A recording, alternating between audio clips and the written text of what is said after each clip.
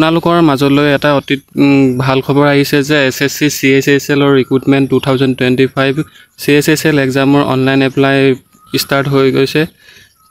এই পদবোৰৰ বাবে কিমান কোৱালিফিকেশ্যন লাগিব, কিমান আপোনালোকে পঢ়া হ'ব লাগিব, কি পোষ্টত কিমান পোষ্ট আছে সবিশেষ জানিবলৈ ভিডিঅ'টো শেষলৈকে চাই থাকক। ইয়াতে প্ৰথমে আছে এক্সামটো আপোনালোকৰ combine higher secondary level examination 2025 হ'ব।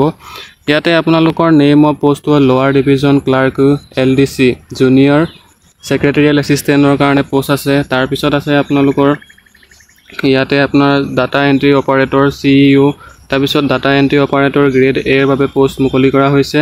নাম্বাৰ অফ পোষ্টৰ সংখ্যা হৈছে নাম্বাৰ অফ পোষ্টটো 3131 পোষ্ট এপ্ৰক্স বুলি দিয়া হৈছে। এই পোষ্টকেইটাৰ পাছতো প্লাছো হ'ব। তাৰ পাছতে আহিলে আপোনালোকৰ ইয়াতে সম্পূৰ্ণখিনি তথ্য দিম। ইয়াতে আপোনালোকৰ পে স্কেলটো আপোনালোকৰ লোৱাৰ ডিভিজন ক্লাৰ্কৰ জুনিয়ৰ ছেক্ৰেটেৰিয়েল এছিষ্টেণ্টৰ বাবে আপোনালোকৰ পে লেভেলটো ইয়াতে 19,900 পৰা 63,200 টকালৈকে পে কৰা হ'ব। তাৰপিছত আহিলে আপোনালোকৰ ডাটা এণ্ট্ৰি অপাৰেটৰ CEO বাবে পে লেভেলটো আপোনালোকৰ 25,500 পৰা 81,100 টকালৈকে দিয়া হ'ব লেভেল 4 পোষ্টৰ বাবে, আৰু লেভেল 5 পোষ্টৰ বাবে আপোনালোকৰ 29,200 টকা পৰা 92,300 টকা পৰ্যন্তলৈকে আপোনালোককো পে কৰা হ'ব।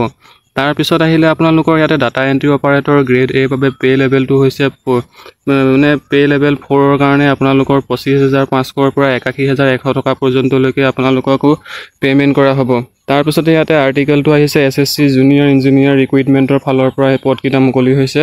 ইয়াতে আপোনালোকৰ এজ লিমিটটো দিয়া হৈছে 18 বছৰৰ পৰা 27 বছৰৰ ভিতৰতো আপোনালোকৰ হ'ব লাগিব, আৰু এজ কাউণ্টটো কৰা হ'ব আপোনালোকৰ 1 জানুৱাৰী 2026 পৰা কাউণ্ট কৰা হ'ব।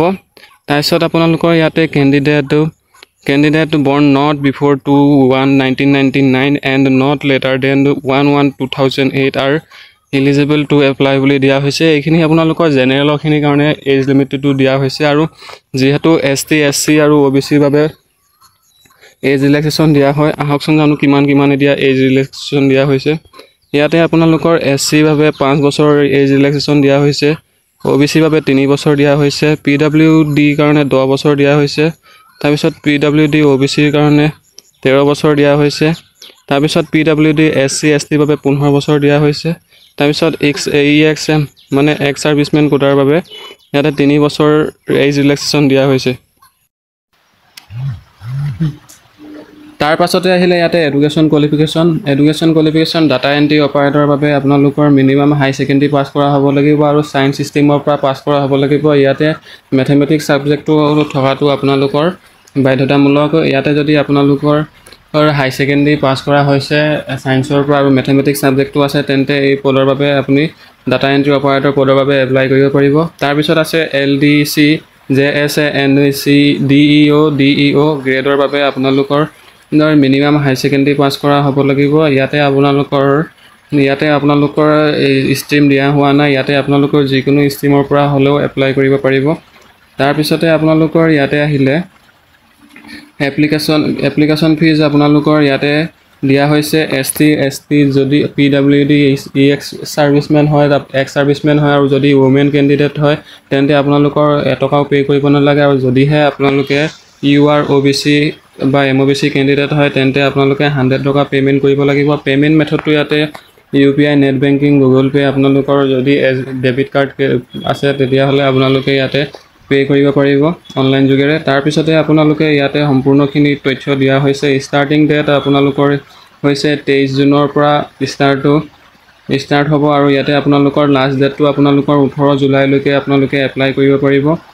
ইয়াতে আপোনালোকৰ এক্সামৰটো হ'ব প্ৰথমতে আপোনালোকৰ 8 to 18 ছেপ্টেম্বৰৰ ভিতৰতো এক্সামটো কম্পিউটাৰ বেছ টায়াৰ 1 আৰু টায়াৰ 1টো মানে আপোনালোকৰ tier 1টো আপোনালোকৰ ইয়াতে 18 তাৰিখৰ পৰা মানে আপোনালোকৰ ইয়াতে 8 তাৰিখৰ পৰা 18 ছেপ্টেম্বৰৰ ভিতৰত অনুষ্ঠিত হ'ব, আৰু tier 2টো আপোনালোকৰ ফেব্ৰুৱাৰী মাৰ্চত অনুষ্ঠিত হ'ব বুলি ইয়াতে দিয়া হৈছে। যদিহে আপোনালোকে এই পদবোৰৰ বাবে ইচ্ছুক হয় তেন্তে এই পদবোৰত এপ্লাই কৰিব পাৰে।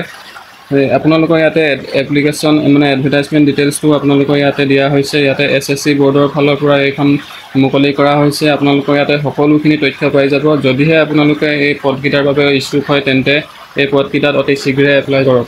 ধন্যবাদ।